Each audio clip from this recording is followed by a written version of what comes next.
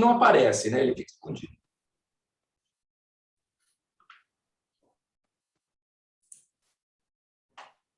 Então, pessoal, vamos lá. Hoje é 18 de novembro de 2021. Vou ter o prazer de receber o doutor Nardosa para falar sobre novidades da testosterona. O Matheus vai fazer a moderação. E vamos lá. Matheus, você acha que o Nardosa vai apresentar muita coisa de novo? Olha, vindo do Arc, com certeza aí vai ser uma excelente apresentação, né? Eu tenho um contato com eles desde 2014, né? Que eu entrei aqui pela residência, né? Que eu fiz a residência pela escola, né? Ele foi uma das pessoas que me inspirou aí a seguir na área junto com o Marcelo Cabrini, né? Tenho certeza absoluta aí pela experiência que tem, vai trazer uma aula para a gente discutir assuntos bem pertinentes, ainda mais por um tema, né? Falando em testosterona, né? Que na atualidade é algo que se discute bastante, né? A busca desse conhecimento, da compreensão que tem, né? O que a gente tem aí vendo de evidência, né? Quase 25% de pessoas, né, de dado americano que fazem reposição, né? Às vezes nem tem a indicação, aliás, indicação não, né? Nem fizeram análise da testosterona, né? E daqueles que fazem análise, quase um terço, né? Nem fizer, não tem o critério, né? Não tem uma indicação. Então, com certeza é um assunto bem pertinente de discussão, seja aí do próprio segmento, avaliação, né, e tratamento. Ainda mais agora que a testosterona está perdendo aquele medo que as pessoas tinham, que acreditavam que causava câncer de próstata, né? Isso está sendo divulgado cada vez mais para o público leigo, que é justamente o contrário, né? Protege contra o câncer de próstata. Então, as pessoas ficam mais à vontade para falar, indicar, prescrever e fazer o tratamento quando indicado. Ok. Arquimedes, o que você tem para apresentar para a gente? Bom, pessoal, boa noite. Eu vou compartilhar aqui a tela para a gente poder falar um pouquinho sobre quais os conceitos novos aí sobre a testosterona.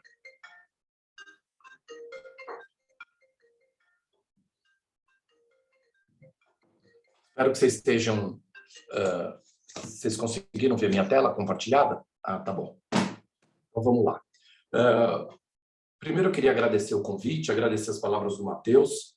Muito obrigado, Matheus. Hoje, atualmente, é o chefe do ambulatório de andrologia da Escola Paulista de Medicina, da Unifesp, e ele vem conduzindo isso de uma maneira brilhante. Ele conseguiu uma organização muito boa do setor, dividido por patologia, com agregação de psicólogos, fisioterapeutas, psiquiatras, além de urologistas. Então, Matheus, parabéns aí pelo seu trabalho e vamos em frente, né? Bom, o que a gente tem aí de conceito novo de testosterona? Esses são os meus conflitos de interesses. Bom, hoje uma das situações que a gente tem mudado aqui é a maneira com que a gente classifica o hipogonadismo. Então, o hipogonadismo, ele pode ser primário, quando o problema está no testículo. Ele pode ser secundário, quando o problema está na hipófise, né? Ou seja, no primário, o testículo não produz a testosterona, no secundário, não existe o estímulo do FSH sobre a glândula para produzir a testosterona. E o chamado hipogonadismo misto, que a gente define hoje como hipogonadismo funcional, que se dá durante o envelhecimento masculino, onde existe uma diminuição tanto na produção das gonadotrofinas, como também diminuição na produção da testosterona. A incidência do hipogonadismo é muito variável. Existem vários estudos que tentaram mostrar a incidência do hipogonadismo. Tem um estudo conduzido por nós aqui no Brasil, com a população militar, que, na verdade, foi exclusivamente dosado nível de testosterona e considerado hipogonádico aquele indivíduo que tinha nível inferior a 300, e a gente encontrou uma incidência em torno de 20%. A gente sabe que essa queda da testosterona ocorre com a idade. Da mesma maneira que a testosterona cai, os níveis do SHBG, que é a proteína carreadora da testosterona, ele se eleva. Ou seja, entre 15% a 49% dos homens com mais de 50 anos vão apresentar níveis subnormais de testosterona.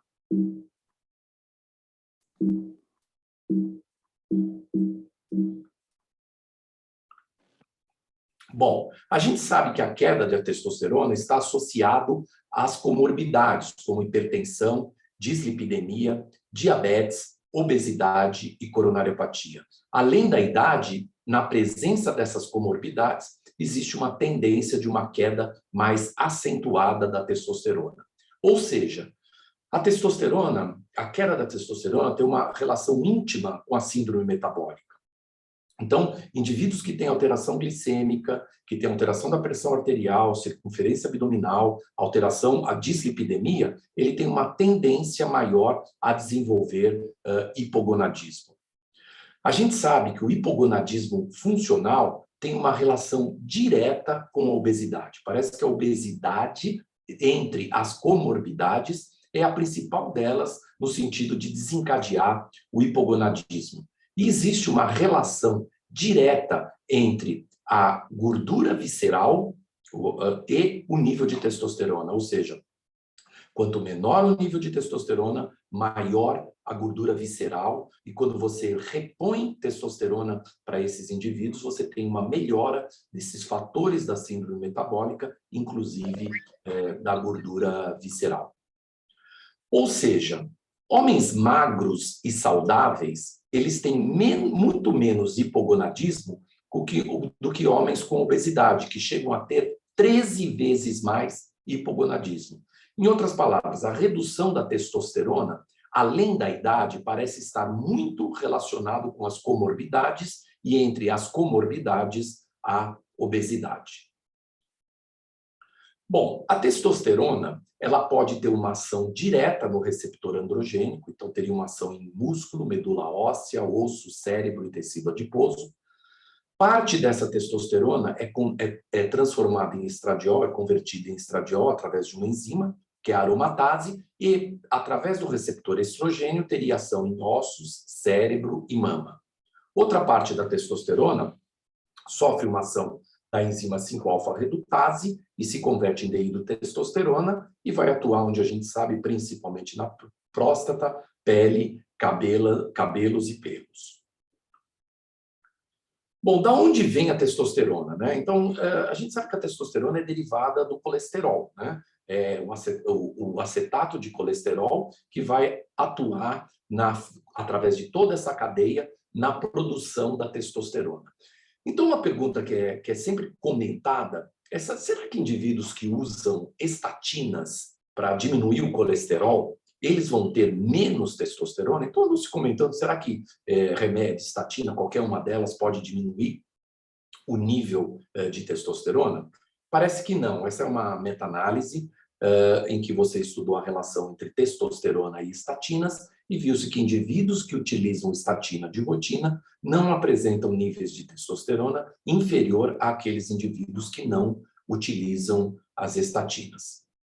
Da mesma maneira que indivíduos que utilizam inibidor da 5-alfa-redutase, né, para tratamento da próstata, eles também não têm testosterona mais alta, porque se você inibe a conversão, teria que ter mais testosterona. Mas eles não têm testosterona mais alta do que indivíduos que não tomam inibidores da 5-alfa-redutase. Diferente daqueles indivíduos que tomam inibidores de aromatase. Quando você dá inibidor de aromatase, você tem aumento no nível de testosterona, porque você não converte em estradiol.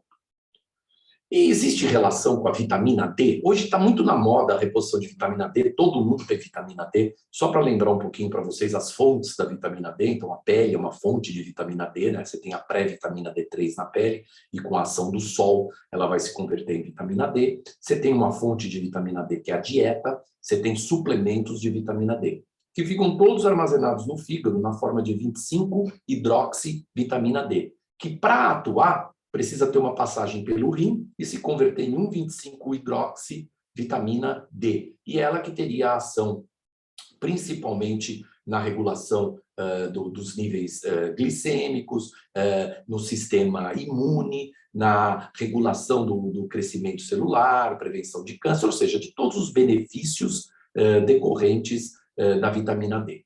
Por que eu comentei sobre vitamina D? Existe alguma associação entre vitamina D e testosterona?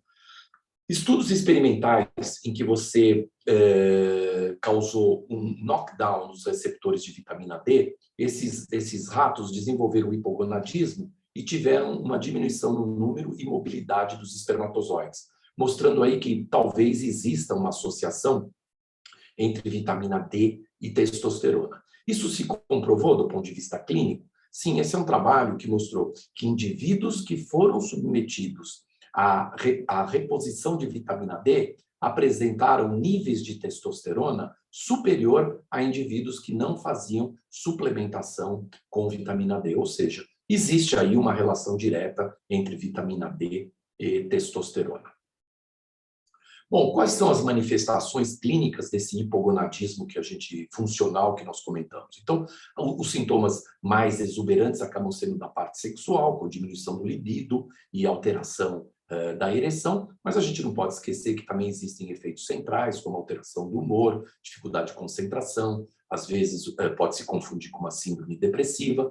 Do ponto de vista músculo-esquelético, uma perda da massa muscular, ganho de gordura abdominal, osteoporose, diminuição da consistência testicular, ginecomastia e uma instabilidade vasomotora. O diagnóstico diferencial tem que ser feito, e aqui eu destaco, principalmente, obviamente, dos clínicos, o hipotireoidismo, que todo mundo sabe, e às vezes um quadro depressivo, mas eu gostaria de destacar os indivíduos que usam antidepressivos. É muito comum hoje a utilização de antidepressivos para regulação do humor, e a maioria desses indivíduos, eles têm perda de libido e podem ter sintomas muito parecidos com um hipogonadismo funcional. Além, obviamente, dos outros efeitos dos antidepressivos, basicamente para a parte da ejaculação. O interessante é que o sintoma está diretamente relacionado com o nível de testosterona. Então, para que o indivíduo já tenha perda do libido, ele não precisa ter testosterona muito baixa, basta ter níveis subnormais. Você vê aí com 400, 300, ele já pode ter diminuição do libido. E para que ele tenha disfunção erétil, realmente a testosterona precisa estar muito baixa, ou seja, mostra aí uma relação direta entre o sintoma e o nível de testosterona. Então, para a gente fazer o diagnóstico, é importante a presença de sinais e sintomas e o nível de testosterona. Então, não é um diagnóstico clínico e um diagnóstico laboratorial. Como é que a testosterona se apresenta circulante? 60% dela, ou seja, grande parte da nossa testosterona, está ligada ao SHBG. E essa é uma ligação muito forte. Essa testosterona não tem ação, né? E os outros 40%, elas estão na forma que a gente chama biodisponível. 38% ligada à albumina, que tem uma ligação fraca e tem uma ação, e só 2% na forma livre. Então, a gente costuma dizer que a biodisponível é a soma da ligada à albumina com a testosterona livre, que seria a testosterona que realmente teria uma ação. Mas a gente vê que grande parte dela está ligada ao SHBG. E o que é importante estar ligado ao SHBG? Que a gente sabe que ela muda. Você vê, com a idade, a pessoa tem menos testosterona, mais SHBG, portanto, 75% da testosterona está ligada ao SHBG e não só 60%, o que faz com que a testosterona biodisponível se torne menor com a idade.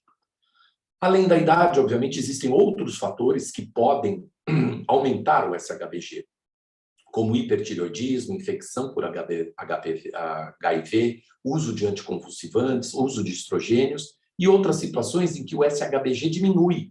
E aí dá uma falsa impressão que você tem mais testosterona, né? Que sobra mais testosterona, mas na verdade não. Então, na obesidade, no diabetes, no hipotireoidismo, você tem que tomar um pouquinho de cuidado na interpretação e sempre levar em mão ou a testosterona livre ou realmente a testosterona biodisponível. Qual testosterona a gente dosa? Isso já ficou estandartizado, a melhor dela seria a testosterona livre calculada, que a maioria dos laboratórios hoje, pelo menos aqui em São Paulo, já fornecem esse cálculo.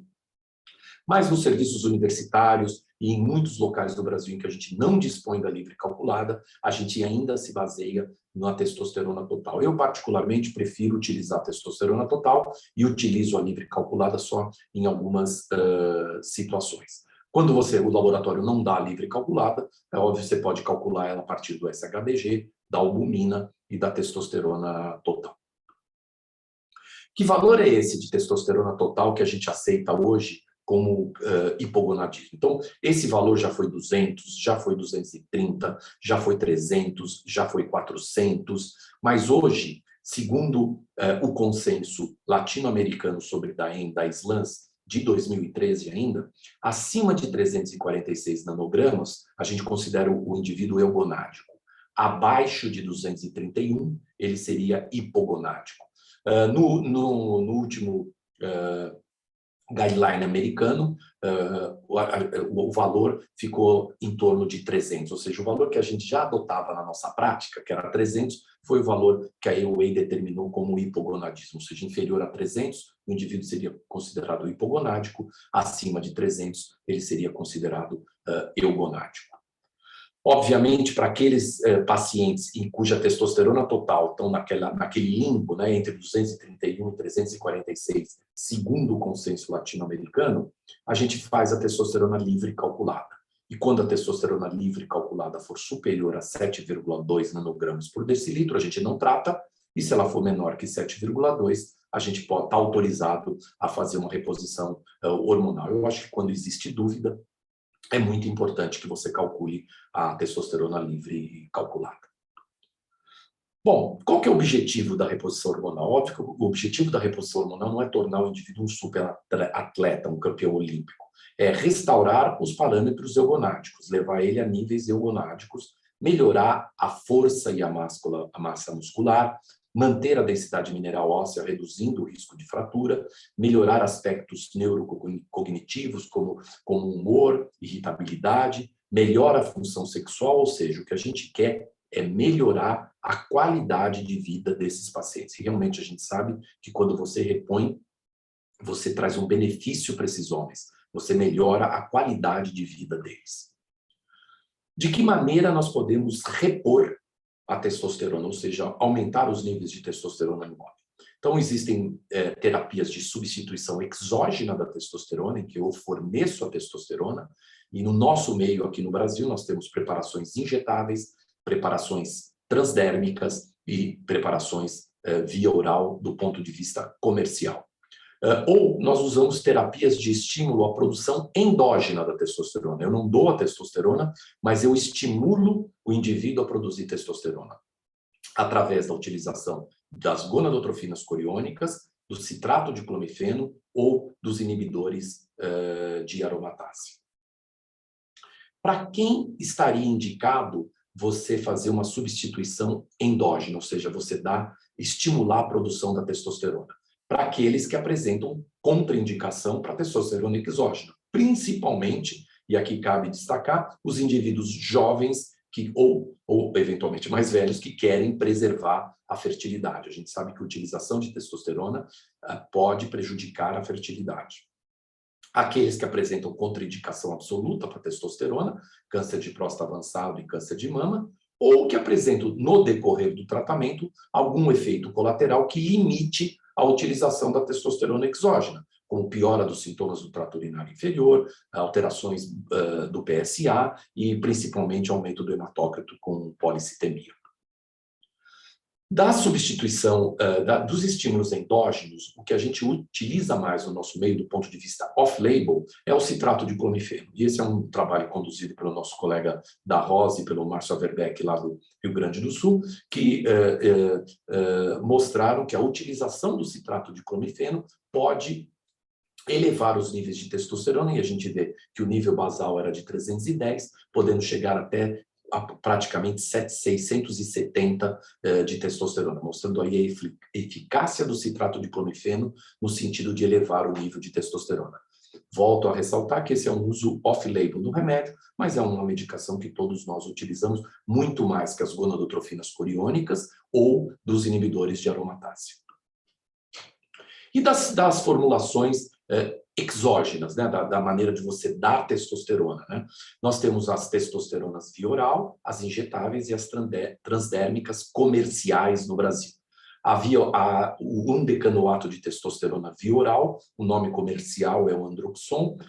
O problema da via oral é que a concentração máxima é atingida entre 2 a 6 horas, o que faz com que, então, uma meia-vida de 4 horas, o que você tem que dar medicação com uma frequência muito grande, né? E uma eficácia muito baixa.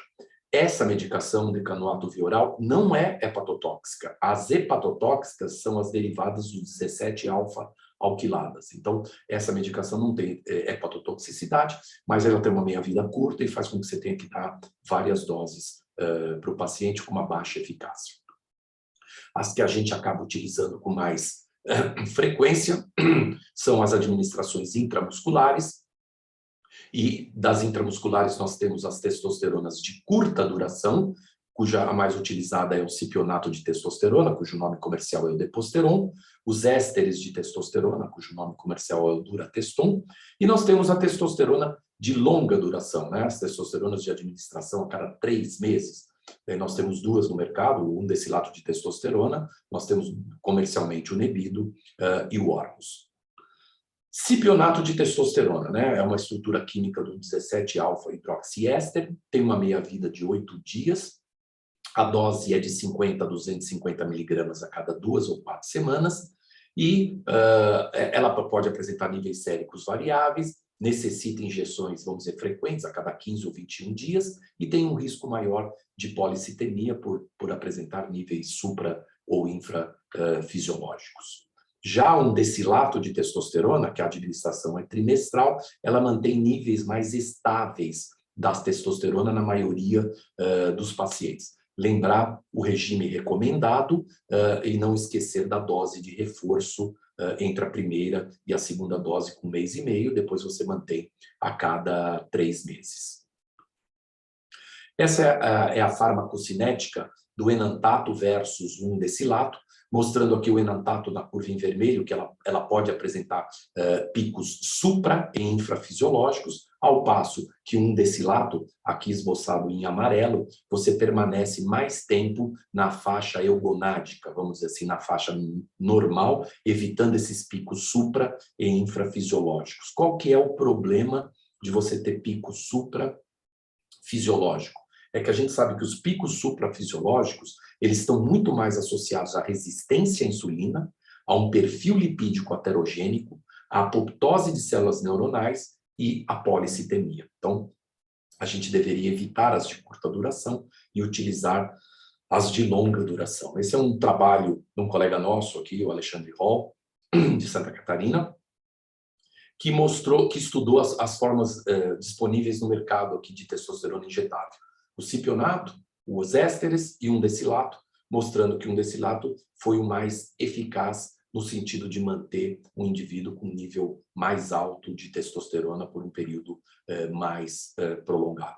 Obviamente, aqui nós não estamos discutindo o custo das medicações, porque a gente sabe que o cipionato, os ésteres, o custo é muito inferior à utilização do undecilato. A outra maneira que você pode repor a testosterona é utilizar a testosterona transdérmica. A única comercial no Brasil é o Androgel, né? É um gel transparente, né, que você é aplicado na pele e ele é absorvido, né? A gente vê que após, essa é a farmacocinética do gel, após 4 horas da aplicação da medicação, ela já foi totalmente absorvida, né? Com 2 horas ela já é absorvida, mas com 4 ela já atingiu um nível sérico ideal, independente se você aplicar num ponto ou em várias partes do corpo. Hoje a gente sabe que o melhor local para você utilizar o gel é no braço, né? O lugar que você ocorre a melhor absorção. Da mesma maneira, uma das vantagens da farmacocinética do gel é que a partir do momento que você, como ela é de uso diário, a partir do momento que você suspende a utilização, automaticamente você, no outro dia, você já retorna ao seu nível basal. Em outras palavras, se houver algum efeito colateral importante, basta você suspender no dia seguinte, você já não tem mais esse gel circulante e o efeito se resolve com mais rapidez. Esse é um trabalho que eu sempre trago extremamente interessante, que é o seguinte: a curva azul, ela representa um questionário de avaliação do hipogonadismo, né, aquele questionário ADAM. E a curva em vermelho mostra o nível de testosterona. Então, a gente vê que as injeções, elas costumam levar um nível sérico melhor do que os outros formulados, melhor que o gel, melhor que o clomifeno e melhor que o controle. Mas a gente vê, quando a gente analisa sintoma, a gente vê que é muito parecido a vantagem, ou seja, a melhora dos sintomas, quando você compara as diferentes formulações, inclusive no grupo controle. Bom, não existe dúvida da eficácia da reposição da testosterona. Então, reposição de testosterona melhora a massa muscular, melhora a massa gorda, diminui o peso, melhora o perfil lipídico, melhora o perfil glicêmico, melhora a pressão arterial, a função sexual, sintomas do trato urinário, sintomas relacionados ao humor e a densidade mineral óssea. Isso todo mundo sabe que realmente a reposição de testosterona causa todo esse benefício. E aqui a gente traz para mostrar um benefício sobre o trofismo celular. Então, a gente vê que indivíduos que foram submetidos à reposição de testosterona, eles morrem menos ou mais tarde do que indivíduos hipogonádicos, mostrando aqui um papel da testosterona no trofismo celular. Da mesma maneira que a reposição de testosterona, como eu comentei no início, melhora os sintomas relacionados à síndrome metabólica. Melhora tanto individualmente quanto o grupo de fatores que compõem a síndrome metabólica. Tanto isso é verdade que esse é um estudo bastante atual, feito na Austrália, que é denominado testosterona, em português, testosterona para diabetes mellitus, né? Então o americano gosta muito disso, bota T4DM, né? Testosterona para tratamento do diabetes mellitus. E o que esse estudo mostrou? Esse foi um estudo que foi dado testosterona e, ao mesmo tempo, você fez uma readequação da qualidade de vida, tanto alimentar quanto de exercícios.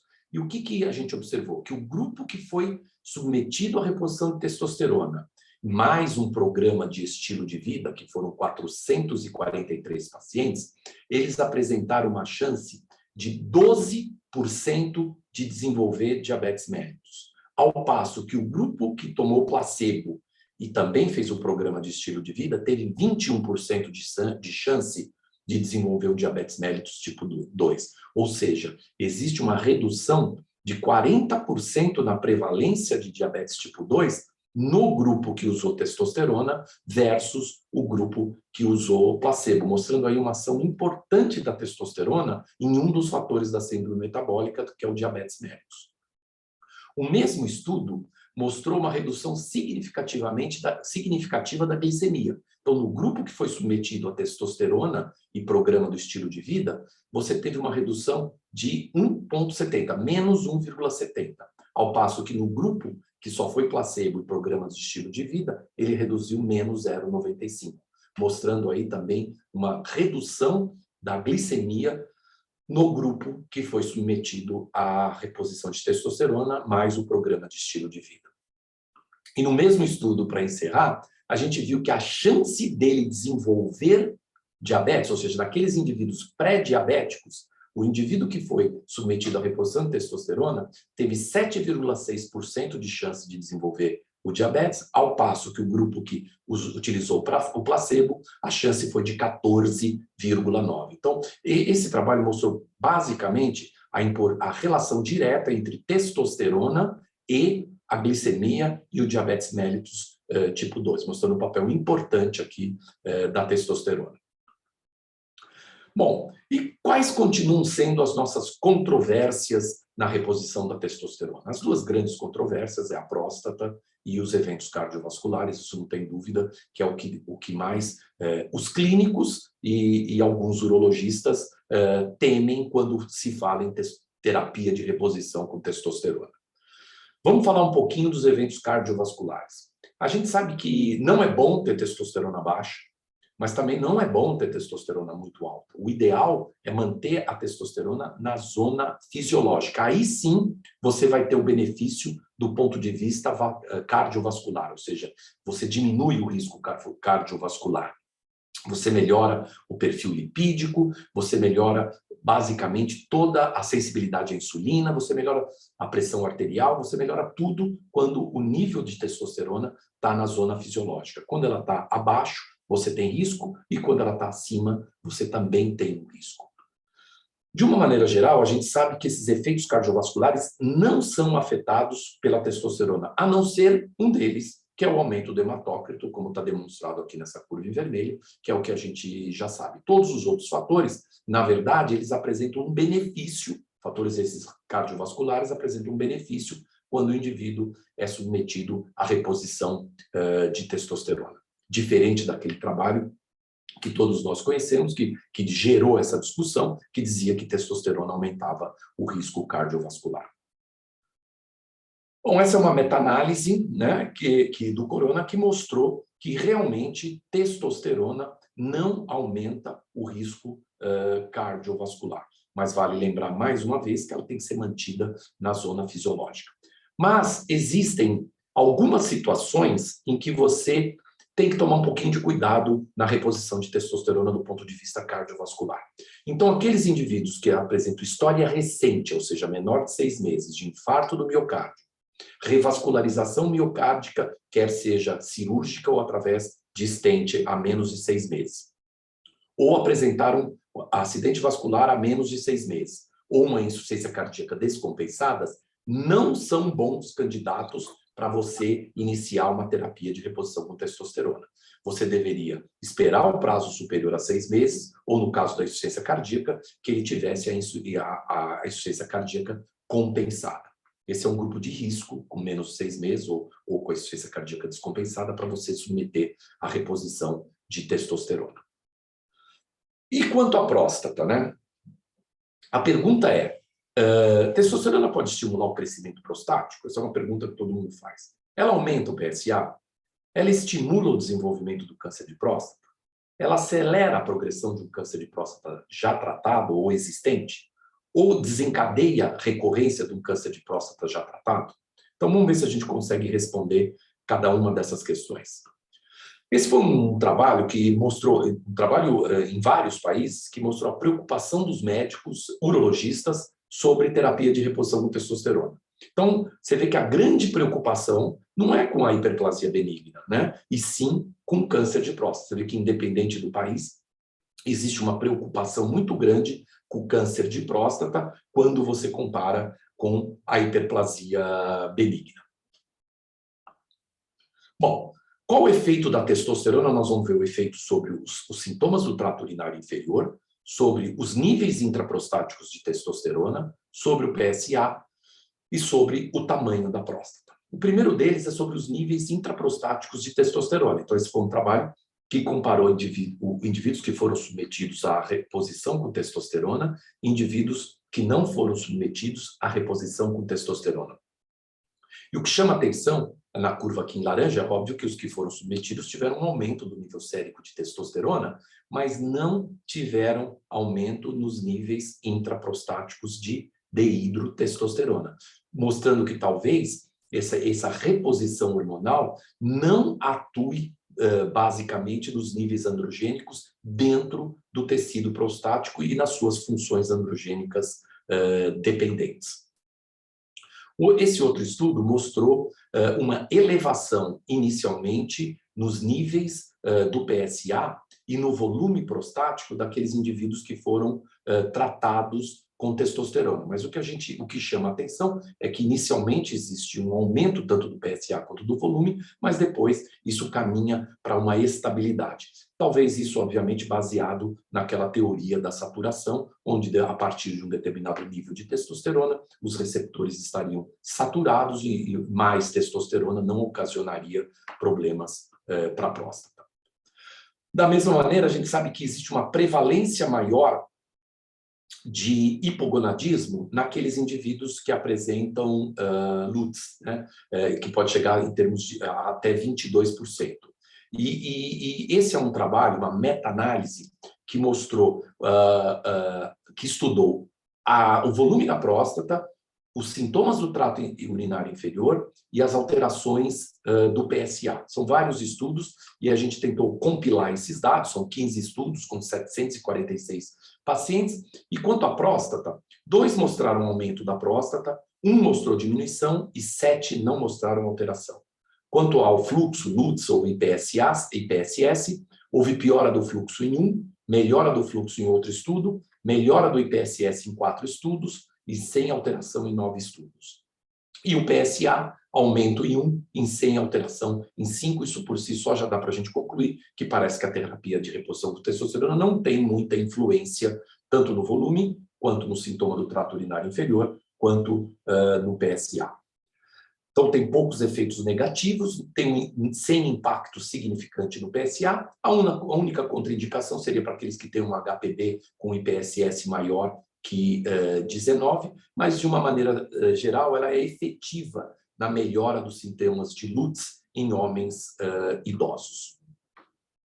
E o risco de câncer de próstata, como eu mostrei naquele primeiro estudo, é o que os urologistas têm mais medo, né? Então vamos ver, indivíduos sem câncer, se testosterona causa câncer, indivíduos com câncer, será que você pode dar testosterona em quem tem câncer? E terceiro, indivíduos que foram tratados de câncer de próstata. Bom, já esse é outra meta-análise, 16 estudos em mais de 2.000 homens que foram submetidos à terapia de reposição com testosterona, mostrando uma incidência de câncer de próstata menor que 1%, ou seja, muito inferior à população, que a gente sabe que está na faixa de 15% a 16%, ou seja, testosterona não causa câncer de próstata. E testosterona pode ser dado em indivíduos que foram tratados de câncer de próstata. Então, foi apresentado naquela mesma recomendação da EM, mas essa já de 2017, vários estudos mostrando não haver alteração nos níveis de PSA, você vê só 0,5% em indivíduos que foram submetidos à prostatectomia radical e submetidos à reposição de testosterona com nível de evidência bastante significativo, da mesma maneira de que indivíduos que foram tratados através de rádio ou braquiterapia, ou seja, indivíduos tratados e observados por um período superior ou não inferior a 1 ano, podem ser bons candidatos, tiveram tumor de baixa agressividade, PSA baixo, podem ser bons candidatos, se necessário, à reposição com testosterona. E aqueles na vigência de câncer de próstata, ou seja, aqueles pacientes que vocês optaram por tratamento de vigilância ativa. Já existem alguns estudos, não muitos, mas já existem alguns estudos, mostrando que é seguro você repor testosterona em indivíduos que estão sob vigilância ativa, não causando progressão ou piora da doença. Eu trago esse trabalho que foi apresentado pelo Morgenthaler em 2018, que ele mostrou a incidência a recorrência da doença, a chance de recorrência da doença em indivíduos submetidos à prostatectomia radical, você vê que foi 6,5%, 6 pacientes, ou braquiterapia, 2%, 1 paciente, e vigilância ativa, 3,5%, ou seja, 2 pacientes. É muito baixo, ainda mais se você comparar a uma recorrência esperada na literatura, independente de você fazer reposição hormonal. O indivíduo que é submetido à prostatectomia radical tem de 15% a 25% de chance de recorrência, radioterapia 15% a 20% e vigilância ativa 13% a 37%. Ou seja, na amostragem dele, embora não seja muito grande, ele mostrou que a chance de recorrência é bem inferior à esperada na literatura. Bom, e esse é um trabalho feito no Canadá com médicos, em que perguntou para eles se eles se sentem seguros em fazer reposição hormonal, por exemplo, para pacientes com vigilância ativa. E você vê que 67% deles dizem que se sentem confiantes. Mas olha que diferença aqui quando você compara a indivíduos submetidos aos tratamentos convencionais, aqui radioterapia, braquiterapia ou prostatectomia radical, você vê que praticamente 90% a 95% dos urologistas canadenses aqui que foram entrevistados se sentem seguros. Um outro dado importante aqui é o seguinte, você vê que 67% se sente seguro em repor em vigilância ativa. Aí quando você pergunta para eles se eles têm algum paciente em vigilância ativa, você vê que o número é muito baixo, ou seja, é um pouco difícil a gente acreditar nesses dados. Bom, e só para recordar para vocês, a gente já discutiu isso algumas vezes, sobre a teoria da saturação. E talvez a grande explicação é aquela baseada na teoria da saturação, em que os receptores androgênicos eles têm um número finito em sítios de ligação e que os níveis fisiológicos de testosterona sérica já saturariam esses receptores de testosterona na próstata. E quanto mais testosterona você dá, não existiria mais aumento desses receptores. E parece que esse nível de testosterona, para que você possa saturar os receptores, está em torno de 250 nanogramas por decilitro. Seria um nível de saturação. Quais seriam os efeitos adversos potenciais da reposição?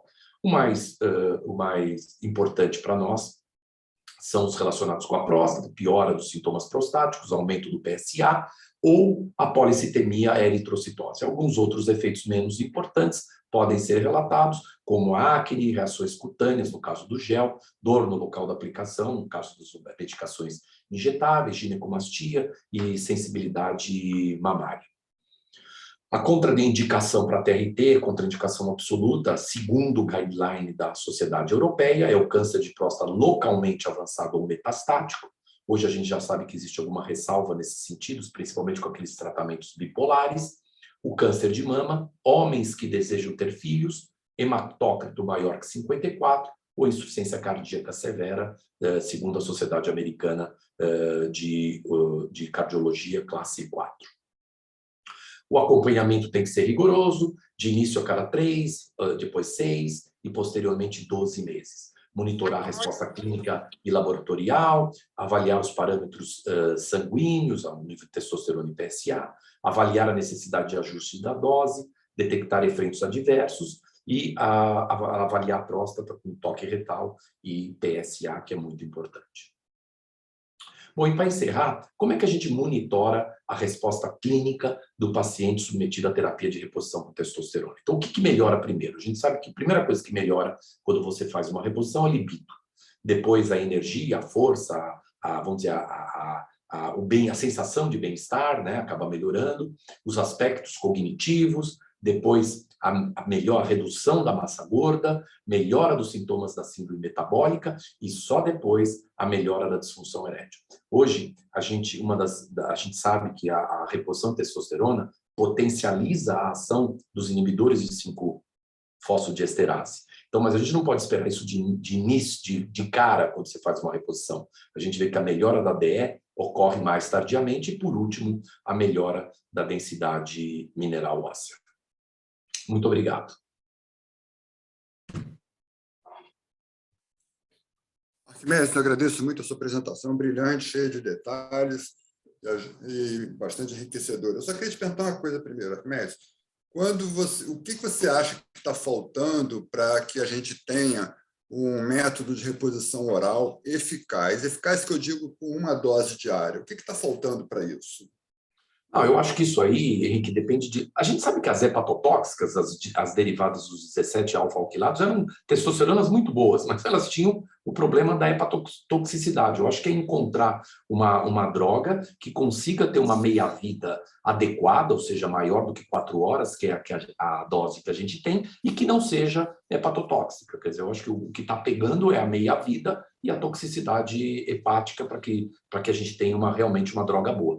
Parece que as drogas de absorção, tanto por via bucal ou via nasal, parecem ser melhores do que as de via oral. Mas nós não temos no Brasil. Eu me restringi a comentar o que a gente tem comercialmente no Brasil.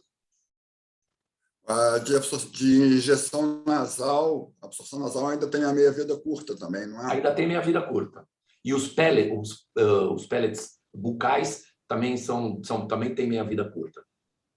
Parece que os implantes seriam uma boa opção, mas a gente não tem comercialmente no Brasil, e os que a gente tem que discutir um pouquinho a credibilidade desses implantes. Né?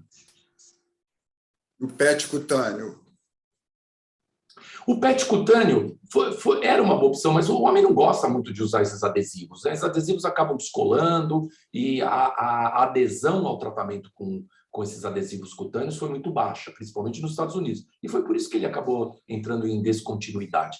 Eu acredito que o gel já foi um grande avanço, o gel já é um grande avanço, mas assim, a via injetável acaba sendo mais cômoda pelo fato de ele não precisar usar o gel todo dia, isso para um perfil de pacientes. Outro perfil de pacientes, obviamente, se adaptam muito bem à utilização do gel. O gel é uma maneira, talvez, Henrique, mais fisiológica, porque você mantém sempre o mesmo nível de testosterona, você evita a curva, né? Aquela sensação de que o remédio está acabando e que o remédio precisa ser tomado novamente. Então, o gel tira um pouquinho essa sensação, mas, por outro lado, ele também não pode esquecer de usar todos os dias e tomar os devidos cuidados aí da absorção. O gel axilar foi retirado do mercado, né? Por quê? O Axion, que era da Lilly, foi retirado. Mas eu acho que o problema do Axion, pelo menos na prática, eu acho que era o problema da absorção. Ninguém aplicava direito aquilo, o desodorante acabava escorrendo, né? Aquele gel acabava escorrendo, não era adequadamente absorvido. Na verdade, não era um gel, era uma solução alcoólica que você deveria botar na axila, mas ela acabava escorrendo aqui pela lateral do abdômen, então acho que a absorção não era muito boa, né? Ok. Matheus, o que você achou? Poxa, você tinha me perguntado, né, qual era a expectativa da apresentação, né? Basicamente, ele tocou em todos os assuntos, né? Do começo ao fim, aí fazendo essa brilhante revisão aí, né? Eu acho que o que, dentro dessa apresentação, que também a gente poderia discutir, né, e que acabou sendo até um pouco comentado, é justamente essa reposição hormonal, pensando num paciente com síndrome metabólica, né? Para o obeso aí, Ark, você acha que esse indivíduo, você já introduzir direto a testosterona ou tentar aí nessa medida, né, fazer talvez a parte mais de dieta, atividade física? O que você consideraria aí para esse tratamento? Eu acho que, bom, a obesidade é uma síndrome, né, Matheus? E a maioria dos indivíduos obesos apresentam o hipogonadismo. Eu acho que ele precisa ser tratado como um todo, né? Não adianta os urologistas simplesmente fazerem a reposição hormonal e darem uma orientação de estilo de vida. A gente sabe que isso aí funciona muito mal, pelo menos a maioria deles acaba desistindo. A testosterona eles usam, mas a dieta e o restante, eu acho que ele precisa ser tratado com uma visão multidisciplinar, né? É muito importante, a gente sabe que aqueles que aderem ao tratamento da obesidade, então, não precisa fazer cirurgia bariátrica, mas os que utilizam hoje em dia esses inibidores aí, do nome comercial, que é o Saxenda, um deles, para diminuir a vontade, a ansiedade para comer, eles vão fazer reposição hormonal, eles vão se beneficiar muito, porque eles vão perder peso, vão melhorar do diabetes, vão melhorar de uma série de fatores e ainda vão ter os efeitos benéficos da reposição de testosterona, e a testosterona também vai ajudar. Testosterona não é remédio para tratamento de diabetes nem obesidade, mas a gente sabe que ajuda muito a reduzir peso e a melhorar os níveis glicêmicos. Então, eu acho que se você conseguir tratar esse paciente como um todo, e também estou vendo a Fernanda aí, oi Fernanda, tudo bem? Também do ponto de vista psicológico, eu acho que isso aí ajudaria demais esses pacientes. Você tocou no assunto aí do diabetes, né? Eu até ia fazer essa pergunta aí, você trouxe, né, o trabalho, né, desse ano de 2021, falando dessa aplicação da testosterona, né, para o paciente diabético, do benefício que teve, né? Você acha que em algum momento poderia ser mudada essa indicação e de repente um paciente que é diabético e que de repente já tem esse nível dosado, independente de sintomas, seria uma alternativa aí para esse tratamento dele, de repente ter uma melhora? Ou não, eu acho que ficaria a mesmo? reposição ela vai agregar, né? Não acho que ela é tratamento para diabetes, muito menos para obesidade, mas que ela vai ajudar muito esses pacientes, se o indivíduo é hipogonádico. Veja bem, nós estamos falando aqui que a gente trata quem precisa, né? Nós não vamos tratar um obeso eugonádico para ele emagrecer. Se ele tem o hipogonadismo e está tratando essas doenças, um diabetes, uma obesidade, não tem dúvida que a testosterona vai ajudar em tudo. No controle da pressão arterial, no perfil lipídico, no perfil glicêmico, vai ajudar a ele perder massa gorda e ganhar massa magra, mesmo porque ele vai ter um estímulo maior para fazer um exercício físico. Quer dizer, você acaba dando um start para ele sair daquele estado de inércia e acabar melhorando todos os fatores. Esse estudo é um estudo pioneiro, né? Foi o primeiro estudo que mostrou que realmente testosterona, do ponto de vista clínico, com uma amostragem muito grande, você viu que tinha 450 pacientes em cada braço, mostrando que realmente a testosterona é eficaz no ponto de vista do perfil glicêmico. Eu também considero, né, esse cuidado que a gente tem que ter nessa indicação de uma reposição, né? Daquele que é o sintomático, né? Daquele que realmente teria essa indicação para o tratamento. Porque, de repente, seria uma medida meio indiscriminada, né? De você propor ou de você já indicar. E, às vezes, será que realmente necessitaria ou será que realmente estaria bem indicado, né, nessa condução? Mas Deixa eu aí, perguntar uma Henrique. coisinha. Matheus, o paciente obeso que você tem recomendação, indicação de fazer reposição de testosterona, você faz na dose habitual, mesmo levando em consideração que a gordura vai transformar a testosterona em aromatase? Você faz a dose habitual ou você faz uma dose um pouco acima para compensar? Aí é que está o cuidado também, né? A gente acaba fazendo a medida completa, né? A gente vê o nível de estradiol, vê o nível de relação, inclusive, testo-estradiol para esse indivíduo, né? Dependendo se eu for indicar um tratamento e ele já tiver com uma relação testo-estradiol já alterada, talvez esse não seria esse o início desse tratamento, dessa indicação, justamente por essa conversão periférica, né? E aí, talvez entrar com essa medida tanto comportamental, da atividade física, com o controle de peso, e introduzir para ele um inibidor de aromatase e acompanhar esse indivíduo para ver o quanto que vai estar, né, de resposta ou de benefício.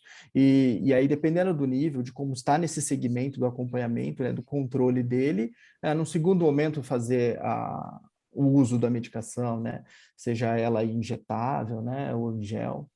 Eu vejo dessa forma, não sei se alguém tem algum outro comentário. Eu queria fazer um comentário em cima disso que o Matheus falou. Eu acho que a gente está conhecendo um pouquinho mais hoje em dia sobre isso. Se você perguntar para mim se eu acho que o obeso tem que tomar mais testosterona, eu vou dizer para você que eu não sei. A segunda pergunta é assim, será que vale a pena associar inibidor de aromatase para os indivíduos obesos? Eu vou dizer para você também que eu não sei. Porque assim, a gente sabe que para o indivíduo ter libido bom, não basta testosterona, ele tem que ter estradiol também para ele ter libido bom. E a gente sabe que esse estradiol tem que estar um pouquinho acima de 25, número entre 20 e 30, para que ele tenha libido. Se eu começar a diminuir muito a conversão, eu vou diminuir demais, você entendeu? E aí, quem sabe esses indivíduos perdem o libido, você não sabe se você está repondo testosterona para melhorar o libido, ele está perdendo por outro lado, você entendeu? Então, eu acho que hoje a gente está conhecendo um pouquinho melhor esse mecanismo e daqui a um tempo a gente vai estar um pouco mais embasado no sentido de será que o obeso a gente deve aumentar a testosterona, deve associar inibidor de aromatase ou deve associar um citrato de clomifeno, não sei ainda. Entendeu? Mas eu acho que é muito complexo. A gente não sabe nem tratar os que não são diabéticos direito, quer dizer, quanto mais essa população de um risco maior. Eu não sei se o Gerson quer comentar alguma coisa, porque o Gerson estuda muito essa parte, principalmente na mulher, né? Que hoje em dia tem essa moda de repor testosterona para melhorar o libido da mulher, mas eu acho que o que precisa para libido é testosterona e estradiol, e não só a testosterona isoladamente.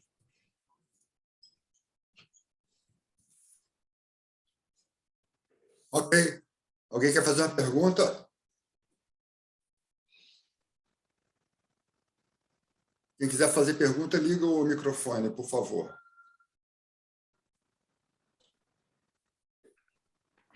Bom, Henrique, boa noite a todos aí. Arquimedes, adorei a tua aula, uma aula que foi uma viagem pelo conhecimento do que nós temos aí. Eu acho que realmente nós estamos avançando no estudo metabólico, eu diria, e aonde a funcionalidade da testosterona deve atuar em diversos pontos do nosso organismo. E eu acho que, outro dia eu falei isso aqui, eu acho que é uma verdade, não só os urologistas, mas como todos os médicos, eles teriam que estar envolvidos e vendo na área deles a utilidade. Eu digo isso, por exemplo, que os cardiologistas poderiam usar isso para os pacientes mais idosos, que tivesse uma insuficiência cardíaca 1 e 2, e que tivesse hipogonadismo. Com certeza a gente vai melhorar a função cardíaca desses pacientes. Então, o paciente vai ter a melhora de tudo que você falou, clínica, associada à própria ação do miocárdio, porque Existem trabalhos enormes já estudando receptores de testosterona e miocárdio. E os cardiologistas nem sabem que testosterona age no miocárdio. Então, eu acho que é um campo maravilhoso. Eu discuto lá no meu hospital, eu tenho um médico-chefe da UTI, ele concorda e já fez alguns casos, até meu pedido, né, de repor testosterona e para melhorar os pacientes que estão entubados. Porque, na verdade, quando você entuba um paciente, você está jogando volume para fazer a função pulmonar, e na hora que você vai tirar o tubo, ele tem que ter testosterona. Todas as doenças agudas, na maioria das vezes, ou as doenças crônicas, como a síndrome metabólica que nós aqui referimos, esses pacientes têm baixa de testosterona, sem exceção. Então, até na própria UTI, a gente pode usar isso quando você está pensando em tirar o tubo do paciente.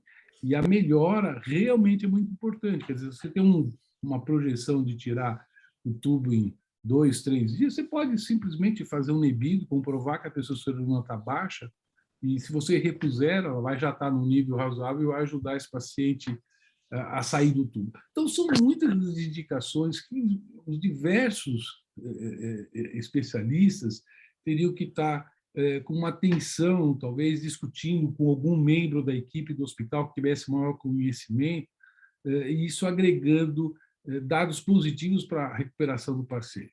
Nós estamos vendo aí o Covid, tá certo? Esse Covid destrói testosterona. O cara, quando passa mal e fica com aquela fadiga extrema, não adianta fazer fisioterapia, ficar esticando a perna e contraindo. Você tem que dar testosterona para o cara, pô. Então, isso melhora. Quando apareceu o Covid, eu falei com alguns colegas meus muito importantes dentro do sírio-libanês, e os caras não deram ouvido para mim. Depois, lá se passaram uns meses, eu não falei lá no começo para vocês que era importante a gente dar atenção a isso?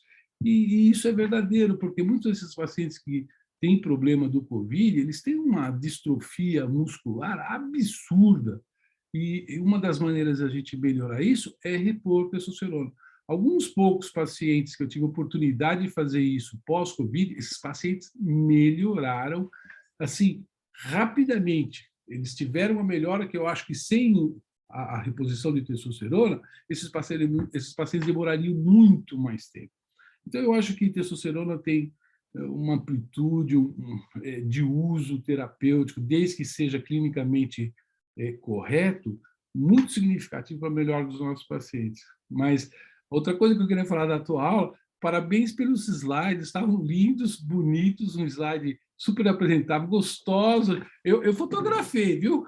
Eu fotografei todos. Eu te mando depois, fica tranquilo, eu te mando depois. Eu tenho uma plena de slides assim absurdo, mas eu acho bacana fazer uma apresentação gostosa, um visual maravilhoso. Eu acho que você teve muito trabalho, muito bom gosto. Eu gostaria. Fala, Gerson. Curtindo bastante. Não, eu concordo totalmente com o Francisco. Eu viajei com você, Nordosa, nessa sua aula. Para mim, já escutei professores internacionais falando sobre esse tema, mas nunca vi alguém ser tão completo, tão preciso e de uma forma realmente super gostoso de ouvir, de ficar vendo os slides. Eu também fotografei todos aqui, porque estavam maravilhosos e você motivando muito. A diferença do homem, acho que você respondeu bem em relação à mulher, precisa realmente de estrogênio para a testosterona ter uma melhor ação. A diferença na mulher é o seguinte: primeiro, a gente não tem valor, inclusive a gente publicou em revista internacional de ginecologia endócrina feminina, lógico, feminina, que a dosagem de hormônio, a gente não constata hipogonadismo laboratorial, a gente não usa a dosagem de hormônio na mulher. A gente usa apenas para fazer a monitorização. Quando a gente usa testosterona na mulher, só na pós-menopausa, o correto seria só pós-menopausa e num período curto, no máximo 6 meses, 1 ano, 2 anos. Ao contrário que no homem a gente precisa do laboratorial e do clínico, que você pode usar, ou, teoricamente, até o fim da vida, né? Mas na mulher, você realmente não tem estudos de segurança a longo prazo. O máximo dos estudos são 2 anos. E a clínica é que é mais importante, e só na pós-menopausa. Infelizmente, muitos ginecologistas estão prescrevendo muito testosterona, inclusive mulheres no menacme. Né? Tem gente colocando implante no homem, no menacme ainda, e mandando levar a parceira para colocar o implante nela também, porque senão ela ficaria desfavorecida nesse sentido. É muito triste quando a gente constata isso, com pedido de mais de 30 exames, e sempre arrumando justificativa para colocar aquele implante de maneira inadequada, porque não há indicação nenhuma. Mas parabéns, Gerson, foi muito bom te rever, parabéns mesmo, foi fantástico. obrigado. Obrigado, Gerson. Obrigado pelas suas palavras, mas eu concordo com você, sabe? Não tem um homem que a gente não faça a reposição, que a mulher vai junto e que não pede a testosterona também.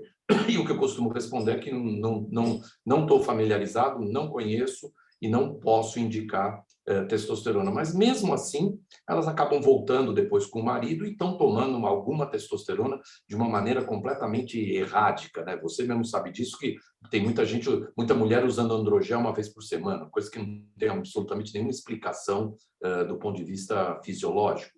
Mas elas utilizam, você entendeu? E muitas delas se veem beneficiadas porque vem o marido beneficiado, elas querem se beneficiar de outra maneira, entendeu? Temos uma pergunta aqui, o microfone está aberto, do Francis Cury, colega de campus do Goitacazes, aqui no norte do Rio de Janeiro. Francis, quer fazer uma pergunta? Parabenizar aí, Henrique, o doutor Arquimedes, excelente apresentação, muito bom mesmo. E gostaria de fazer uma colocação, acho que dentro do possível, a gente de protocolar o uso da reposição hormonal hoje. O que acontece? Os urologistas têm uma linha de raciocínio e uma forma de reposição. E os endocrinologistas também estão entrando nesse campo hoje, e às vezes já com condutas mais agressivas. Eles pegam mais no injetável, né? Na testosterona injetável, e às vezes o rapaz, a gente pega no consultório, rapaz jovem, 26 anos, 30 anos, e poderia antes usar outras formas de tratar, de fazer essa reposição, né? Então, se nós, urologistas, como já estamos à frente, estudando mais isso aí, se a gente pudesse fazer um consenso na reposição, acho que ajudaria muito os pacientes de um modo geral. Porque chega um paciente jovem fazendo uso de reposição intramuscular no meu consultório, prescrito por um colega endócrino, a primeira coisa que eu faço é suspender a medicação injetável e começar com uma oral, é lógico, desde que eles tenham um testículo adequado e por aí vai, a gente vai não falando que o colega está fazendo errado, fala, minha linha de tratamento é essa, vamos reiniciar aqui, papapá. Acho que beneficia muito o paciente. Então, parabéns aí. E gostaria de perguntar ao Gerson aí, qual a forma de reposição que ele usa na mulher, a reposição hormonal? Qual o critério que ele usa aí? Qual a manipulação? Qual o tratamento por esse período de 2 anos aí no máximo? Então, a gente não tem também uma formulação específica, é tudo, e a prescrição é off-label, no caso da mulher. Eu prefiro propionato de testosterona, mando formular propionato de testosterona 2%, num veículo creme QSP 30 gramas. Às vezes a gente pede para ela usar no clitóris, passar no clitóris de segunda a quinta-feira, ao deitar, na hora que ela for deitar realmente, e fica livre sexta, sábado, domingo. Alguns indivíduos brincam comigo que se eu não consigo resultado pela testosterona que eu estou prescrevendo, eu vou conseguir resultado pelo fato de dar permissão a ela se manipular. Mas isso eu vi nos Estados Unidos, eu vi um protocolo com esse propionato de testosterona 2% veículo creme e vem adotando ao longo do tempo. Saiu um trabalho recente, 2021, falando para usar com cautela as medicações que tem para o hipogonadismo tardio, no caso do homem. Só que, teoricamente, seria 10% só dessas formulações que nós temos para o homem. E eu não sei como usar 10% das formulações, mas saiu agora, em junho de 2021, um consenso onde se fala na possibilidade, com cautela, de fazer uso. Eu, particularmente, não tenho coragem de prescrever essas formulações masculinas, mesmo que sendo quantidades menores, para a mulher. Eu mando formular numa farmácia de manipulação que eu tenho confiança, esse propionato de testosterona 2% num veículo creme e mando passar no clitóris. Eu queria fazer um comentário em cima disso que o Gerson falou.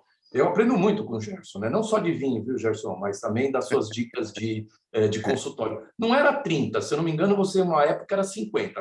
Você deu uma baixada para 30 agora, mas o que eu mandava manipular era 50, não 30. E do cipionato e não do outro. Mas, assim, dentro do que você comentou, Gerson, a gente já chegou a comentar isso em alguns eventos. Você acha que se o gel, sem brincadeira, não do tipo de brincadeira, fosse aplicado no pênis, teria alguma diferença?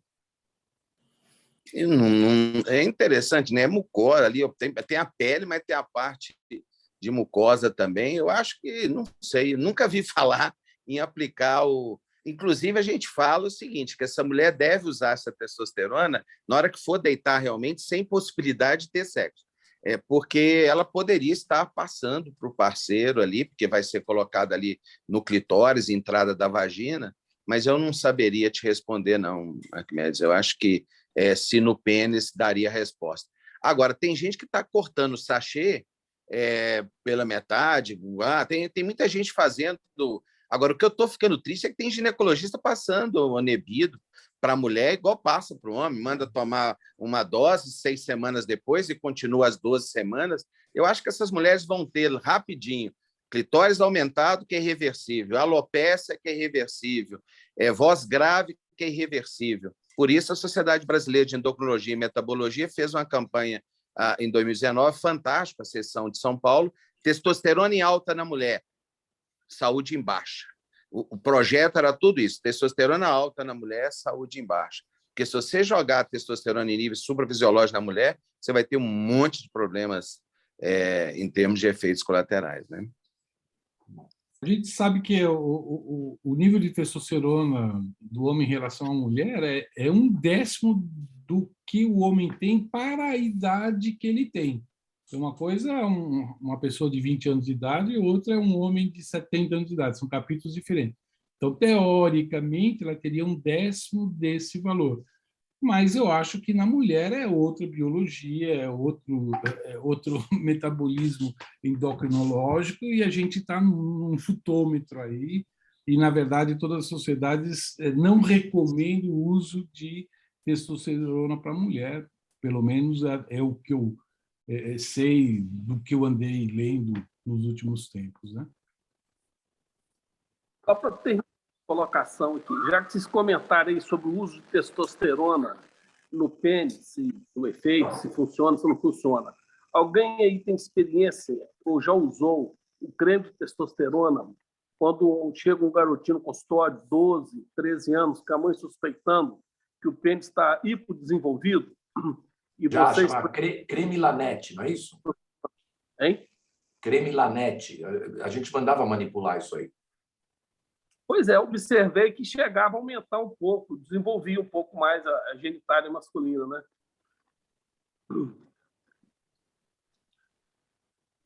Mas é recomendado ou não é recomendado? Esses pacientes podem ter os receptores de testosterona diminuídos ou mesmo até ausentes. Então, aí nem adianta dar testosterona. Mas eu fiz um pouco de urologia infantil e nós, nas criancinhas, nós passávamos nos pacientes com a uretra hipospádica, né? Nós passávamos um pouquinho para melhorar e preparar o paciente para a cirurgia, assim, durante uns 2 meses, mas, assim, era uso diário, eu não me recordo mais se era 1 vez ou 2 vezes, mas, assim, para um curto espaço de tempo. Isso nós fazíamos, né? Mas eu acho que... Deve ter alguma ação, né, Francisco? Alguma ação sempre tem, né? É interessante, Arquimedes, que você falou no uso de PET para homem. Eu lembro que testoderme era colocado na bolsa escrotal. E o andropet era nas costas. Você tinha que trocar de 24 horas. mas devia dar irritação e absorção muito ruim, mas era na bolsa escrotal que colocava o Testoderm. Eu Né? lembro. Eu não sabia, nem sabia que foi descontinuado, foram descontinuados os dois. Henrique, Camilo aqui. Fala, Camilo. Henrique, nós começamos em agosto do ano passado, hein? 4, 5. Hoje tem o doutor Arquimedes, doutor Gerson com a gente. Que honra, hein? Que honra. Cada semana essas reuniões melhor. Doutor Gerson, estou esperando o seu curso presencial, hein? Já fiz, vou fazer de novo. Online não dá mais, não. Olha só. Eu queria fazer 2 comentários aqui. Na verdade, 4 comentários. Se alguém teve Covid aí, eu fiquei ruim 1 ano de Covid, tá? Eu pedalo, assim, foi muito ruim. Foi basicamente o doutor Francisco falou. Sobre os implantes subcutâneos, eu tenho estudado bastante. Eu acho que, quando bem indicado, bem feito, a gente não pode dar esse mole, não. Né? Assim como a injeção de curta duração, de longa duração, pode ser bem usada e pode ser mal usada, os implantes subcutâneos também. Pode ser bem usado ou mal usado. Acho que a gente tem também que ir para essa área. A gente teve uma aula aqui no nosso grupo muito bem dada pelo Lucas. Eu acho que a gente não pode fazer de conta que não existe, não, que pode ser muito útil para a gente também. Agora, 2 perguntas para o doutor Arquimedes aí sobre a aula dele. Primeira pergunta sobre o SHBG, doutor Arquimedes. Eu também não peço de rotina. Eu queria saber quando é que o senhor pede. Eu acho que é muita firula e pouca aplicabilidade prática. Eu queria que você comentasse um pouco sobre o SHBG. E sobre o clomifeno, eu tenho usado bastante também, e essa semana eu peguei um paciente que, após 30 dias de clomifeno, a testosterona passou de 200 para 550 e a prolactina passou de 14 para 45. Se isso já foi o primeiro caso meu, comecei a usar tem 2 anos, se já pegou um caso parecido e essa relação do clomifeno aí com hiperprolactinomia. Bom, vou começar te falando do clomifeno. Eu gosto muito do clomifeno, uso muito clomifeno. Eu gosto de usar 25 miligramas por dia, né? Como não tem o comprimido de 25, a gente usa ou 50, pode-se utilizar 50 dia sim, dia não, ou mandar o indivíduo partir o comprimido, mas, para falar a verdade para você, eu não notei nenhuma alteração nos níveis de prolactina nesses pacientes que a gente propõe utilização do clomifeno. O clomifeno é muito eficaz para melhorar o nível de testosterona, mas, assim, tem um comentário prático que todo mundo faz, que a melhora clínica é melhor com a testosterona, né? O clomifeno melhora o nível laboratorial, mas a melhora clínica, aquela sensação de melhora, é muito mais evidente com a testosterona. A segunda pergunta que você fez foi sobre o SHBG. Eu também não faço SHBG. Doutor Arquimedes. E nesse paciente, por exemplo, que saiu de 14 para 45, eu continuei e pedi a ressonância. Você suspenderia? Hã? E deu alguma coisa na ressonância? Não, foi essa semana. Foi ontem que eu peguei esse paciente no consultório. Foi ontem. Não, eu continuei, fiquei com medo de fazer ressonância rápido, né? Eu suspenderia primeiro a medicação para ver se tem uma relação direta, como provavelmente sim, né? Porque ele não tinha prolactina aumentada. E investigaria da mesma maneira como que você fez. Mas, assim, eu não consigo explicar uma relação direta com o aumento de prolactina. Quanto ao SHBG, eu também não peço SHBG para todo mundo, com 2 exceções, os diabéticos e os obesos, né? Acho que diabético e obeso é importante você calcular a testosterona livre calculada se o laboratório da sua cidade não te enviar livre calculada, entendeu? Porque isso faz uma diferença. Às vezes você pode estar interpretando de uma maneira errada. Então, para obeso e diabético, eu gosto de pedir SHBG. As outras situações que eu mostrei são mais raras, né? HIV... Mas para a interpretação do resultado da testosterona total mesmo, não é isso? A gente se baseia ali, né? Quase 100% das vezes na testosterona total. O Arqui, para o borderline, você também acaba pedindo o SHBG para fazer esse cálculo? Para calcular, para ter a livre calculada, né? Para você ver se você vai ou não vai indicar uma reposição com testosterona. No borderline, né? E não pede o SHBG? Eu tenho como rotina. Como eu uso só, inicialmente, clomifeno, minha rotina é LH, testosterona total, testosterona livre, SHBG e testosterona biodisponível. Se o paciente queixa de queda de libido, eu associo a dosagem de estradiol. Francisco, tem uma sigla que o Moniz Kera faz, que chama PET. PET é prolactina, estradiol, testosterona e tireoide. Quer dizer, ele de rotina faz a sigla PET, com 2 T's, testosterona, e o T último seria tireoide. Eu não acho errado a gente fazer isso. Sabe que eu acrescentei o estradiol na minha prática depois que a gente começou a ver essa história de libido. Então, tenho colocado o estradiol também, mas eu não faço as outras testosteronas. Eu faço testosterona total, estradiol, prolactina, o FSH e o LH, e os exames da tireoide. Eu tenho feito isso até porque eu tenho a vontade de fazer uma publicação, e eventualmente, por não ter o dado, está insuficiente, não, então eu quero ter.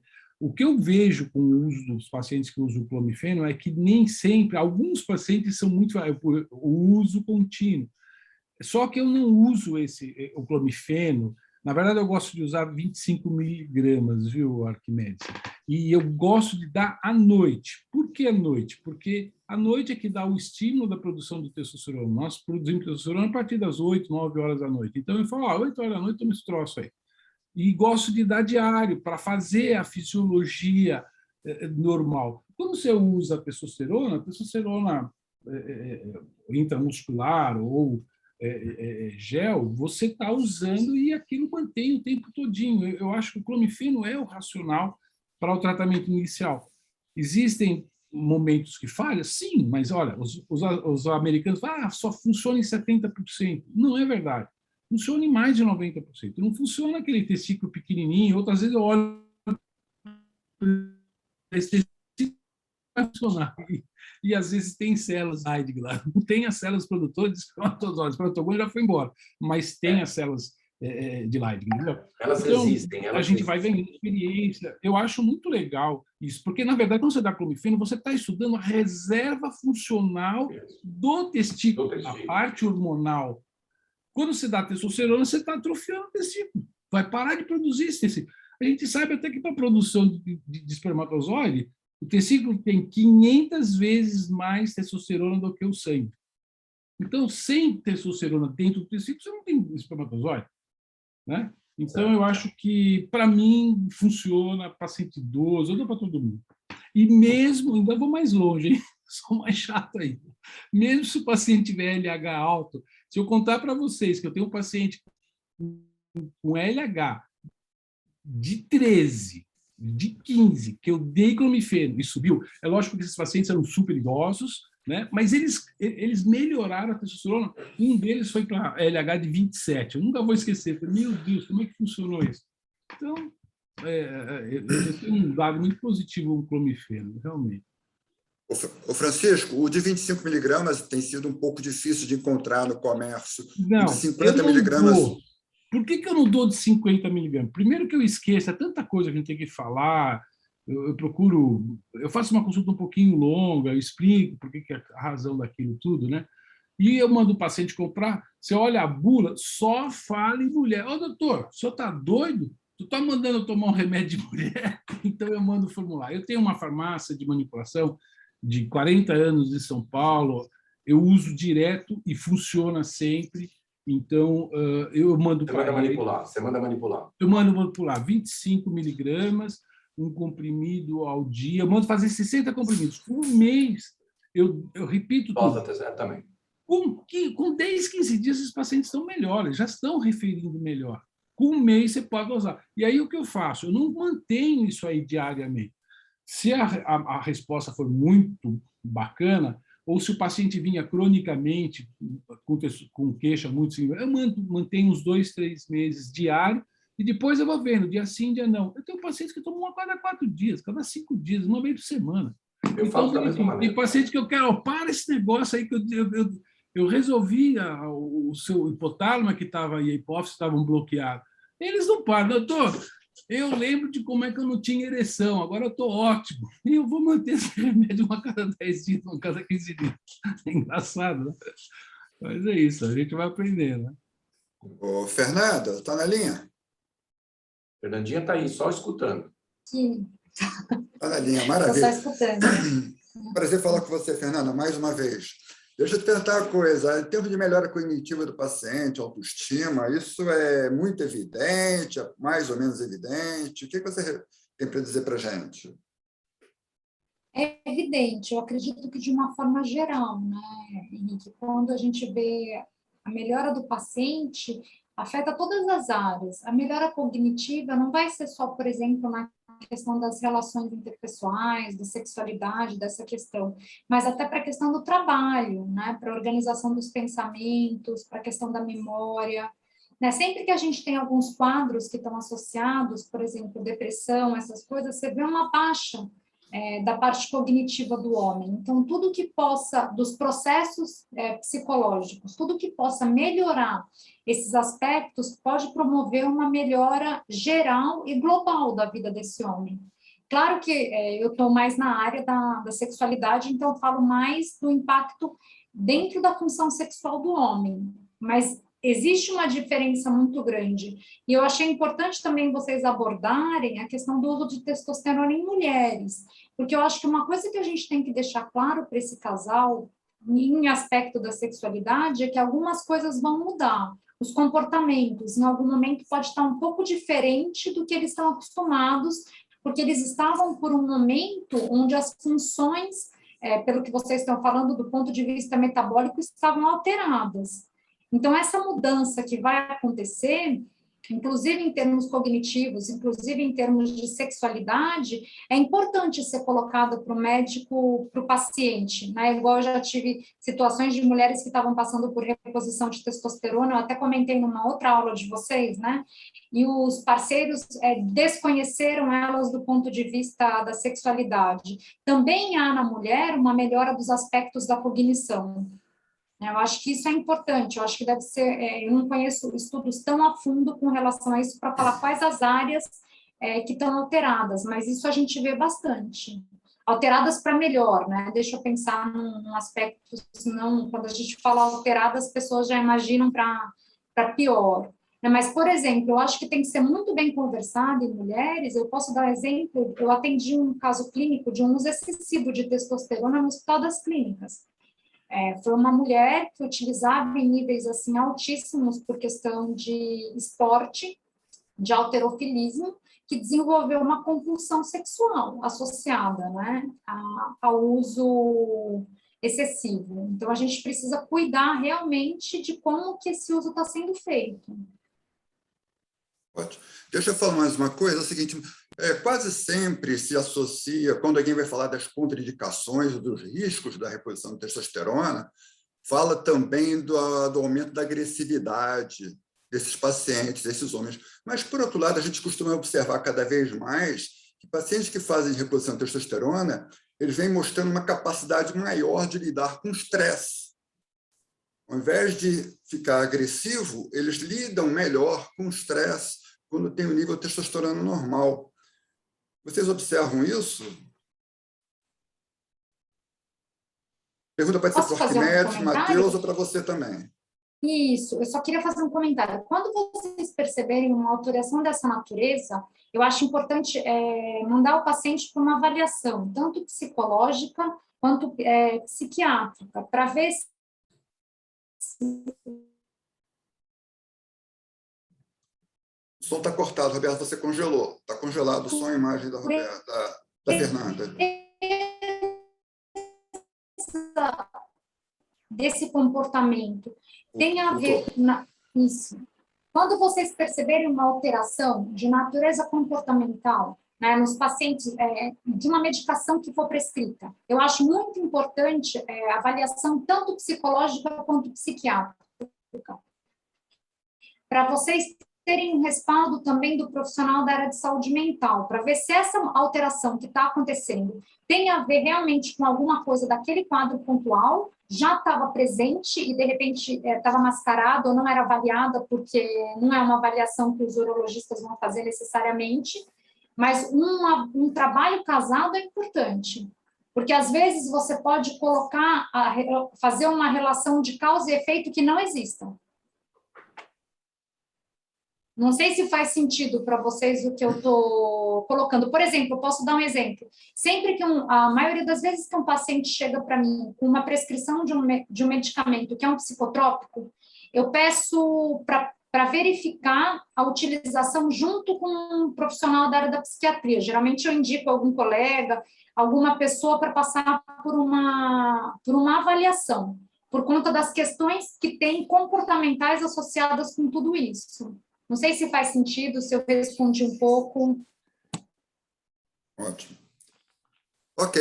Alguém quer fazer mais um comentário, uma pergunta, observação? O Gerson, só a respeito disso, o Henrique, desculpa, do que você está dizendo. Eu tenho a impressão que essa agressividade que você está referindo ocorre nesses jovens que usam uma somatória de drogas de estímulo, de testosterona, e esses caras se tornam agressivos. Esses caras são aqueles que brigam no meio da rua, batem no outro lá, sem saber nem a razão do porquê está.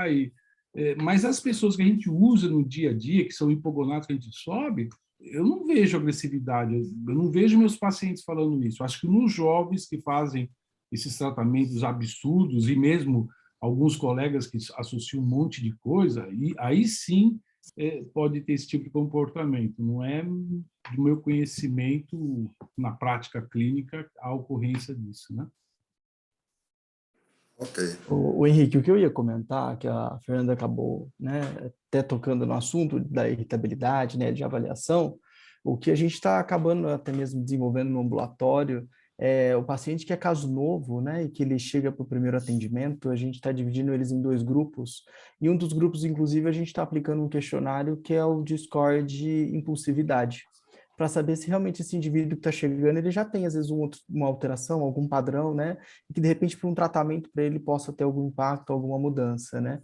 E aí, isso a gente está tentando ver, né? Se realmente tem alguma significância ou não num pré para um pós, né? Ao longo do segmento. Confesso que ainda a gente não tem um resultado, a gente começou a fazer essa avaliação, essa análise no último ano, né? Para poder tentar ter um parâmetro aí de análise, mas eu acho isso realmente importante, até que ponto, inclusive até mesmo para você indicar uma prótese peniana para o indivíduo, né, o objetivo dele seria somente para o quadro, né, da disfunção erétil, né, esse indivíduo, será que ele já tinha uma impulsividade maior, até mesmo, até às vezes a parte da compulsão, né, sexual, e às vezes a gente não acaba tocando nesse assunto, às vezes não abordando de uma forma um pouco mais aprofundada para ele, e aí a gente também está tentando fazer essa avaliação, né, do ponto de vista comportamental, psicológico do indivíduo, né, para ver.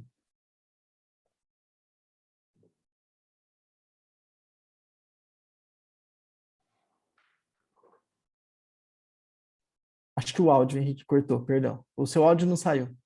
Desculpa. Então, vamos finalizar, pessoal. Matheus, quer fazer um comentário final?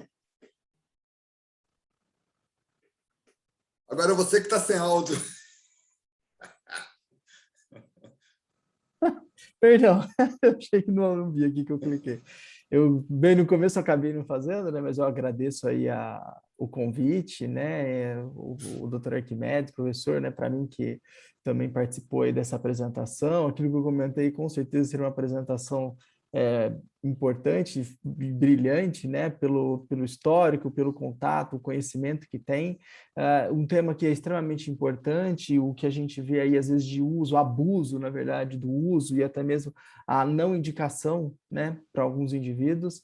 E aí eu acho que isso fica muito de recomendação, orientação e até mesmo de construção de um conhecimento que a gente precisa mesmo de como cuidar do indivíduo, ainda mais com o envelhecimento que está acontecendo, né?